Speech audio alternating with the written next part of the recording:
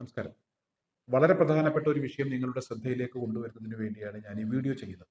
നേരത്തെ ഈ വിഷയം ഞാൻ ഒരിക്കൽ പറഞ്ഞതാണ്. അത് വേണ്ടത്ര ആരും ശ്രദ്ധിച്ചില്ലെന്ന് തോന്നുന്നു. എന്തായാലും ഇപ്പോഴത്തെ ഈ ഒരു സാഹചര്യം വളരെ മോശമാണ്. അതുകൊണ്ട് അതൊരിക്കൽ കൂടെ പറയുകയാണ്. 4 പേരടങ്ങുന്ന ഒരു കുടുംബത്തിന്റെ ദുരവസ്ഥയാണ് എനിക്ക് നിങ്ങളുടെ മുന്നിൽ അവതരിപ്പിക്കാനുള്ളത്. നേരത്തെ ആ കുടുംബത്തിലെ ഷൈല എന്ന് പറയുന്ന അവിടുത്തെ ഗൃഹനാഥ, അവരെ വെച്ച് തന്നെയാണ് ഞാനൊരു വീഡിയോ ചെയ്തിരുന്നത്. ഇന്ന് അവർ സ്ഥലത്തില്ല.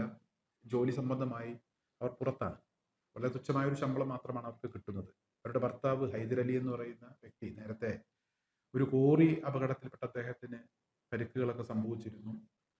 ഇപ്പോൾ അദ്ദേഹം വളരെ ചെറിയൊരു ശമ്പളത്തിന് ചെറിയൊരു ജോലി ചെയ്തുകൊണ്ടിരിക്കുകയാണ്. ഈ കിട്ടുന്ന തുക കുടുംബത്തിലെ ചിലവിന് തികയാത്തൊരു സാഹചര്യമാണ്. ഇവിടെ പ്രധാനമായും ഈ ഒരു വിഷയം ഞാൻ നിങ്ങൾക്ക് മുന്നിൽ അവതരിപ്പിക്കാനുണ്ടായ ഒരു കാരണം, ഇവർക്ക് 2 മക്കളാണ്. രണ്ടുപേരും വിദ്യാർത്ഥികളാണ്. മൂത്തത് പെൺകുട്ടിയാണ്. ഈ കുട്ടി നന്നായി പഠിക്കുന്ന ഒരു കുട്ടിയാണ്, മിടുക്കിയാണ്. ഇപ്പോൾ IAS കോച്ചിങ്ങിനൊക്കെ പോയിക്കൊണ്ടിരിക്കുകയാണ്. ഭാവിയിൽ ഒരു IAS കാരിയാവാൻ സാധ്യതയുള്ള ഒരു കുട്ടി, നന്നായി പഠിക്കുന്ന ഒരു കുട്ടി. സ്വന്തം വീട് ഏത് നിമിഷവും ഇല്ലാതായേക്കും എന്ന ഒരു അവസ്ഥയിൽ ഈ കുട്ടിക്ക് ആ കുട്ടിയുടെ പഠനം മുന്നോട്ട് കൊണ്ടുപോകാൻ കഴിയുന്നില്ല. ഉമ്മയാണെങ്കിൽ ഈ മക്കളെ ഇവിടെ ഇട്ട് വീട്ടുജോലി എടുത്തുകൊണ്ടിരിക്കുകയാണ്. പുറത്തു പോയി വീട്ടുജോലി എടുത്തുകൊണ്ടിരിക്കുകയാണ്. ഞാൻ പറഞ്ഞല്ലോ, ഉപ്പ ഒരു മെസ്സിൽ ചായ ഉണ്ടാക്കി കൊടുക്കുന്ന പണിയാണ്. 500 രൂപയാണ് അദ്ദേഹത്തിന് സ്ഥിരം കിട്ടുന്നത്.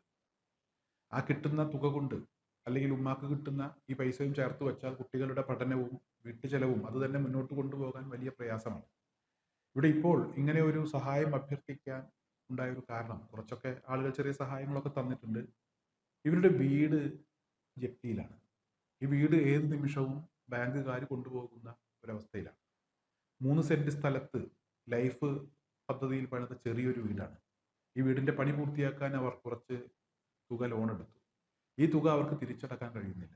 5,30,000 മുകളിൽ ഏറെക്കുറെ ഇവർ ബാങ്കിൽ അടക്കാനുണ്ട്. ഈ മാസം 28-ാം തീയതി ലാസ്റ്റ് ദിവസമാണ്. ഈ തുക അടച്ചില്ലെങ്കിൽ ബാങ്കുകാർ ഈ സ്ഥലം അളക്കും, അവരത് ജപ്തി ചെയ്യും എന്നാണ് പറഞ്ഞിരിക്കുന്നത്. 28-ാം തീയതി എന്ന് പറയുമ്പോൾ നാളെയാണ്. ഞാൻ എന്തായാലും ദീർഘിപ്പിക്കുന്നില്ല. കൂടി വന്നാൽ ഒരാഴ്ച കൂടെ സമയം കിട്ടും. അതിനകത്ത് ഈ തുക ബാങ്കിൽ അടച്ച് ഈ ജപ്തി നടപടി ഒഴിവാക്കണം. ഈ കുട്ടികൾക്ക് അവരുടെ പഠനം മുന്നോട്ട് കൊണ്ടുപോകാൻ, ആ കുട്ടികളുടെ മാതാപിതാക്കൾ മനസമാധാനത്തോടുകൂടി അവരുള്ള തൊഴിലെടുത്ത് മുന്നോട്ട് പോകാൻ നിങ്ങളുടെയൊക്കെ ഒരു സഹായം കൂടിയേ തീരും. നിങ്ങളാൽ കഴിയുന്ന ഒരു സഹായം, എത്ര ചെറിയതാണെങ്കിലും കുഴപ്പമില്ല, കഴിയാവുന്ന ഒരു സഹായം ഇവരുടെ അക്കൗണ്ടിലേക്ക് നിങ്ങൾ അയച്ചു കൊടുക്കണം. അല്ലാത്ത ഒരവസ്ഥയിലാണ്. ഞാൻ ഒരിക്കൽ കൂടെ അഭ്യർത്ഥിക്കുന്നു. നേരത്തെ ഒരു തവണ ഞാൻ ഈ വിഷയം പറഞ്ഞതാണ്. സഹായിച്ചില്ലെങ്കിൽ ആ കുടുംബം തെരുവിലിറങ്ങേണ്ട ഒരവസ്ഥയുണ്ടാകും. ആ കുട്ടികളുടെ പഠനം മുടങ്ങും. നന്നായി പഠിക്കുന്ന ഒരു കുട്ടിയാണ്.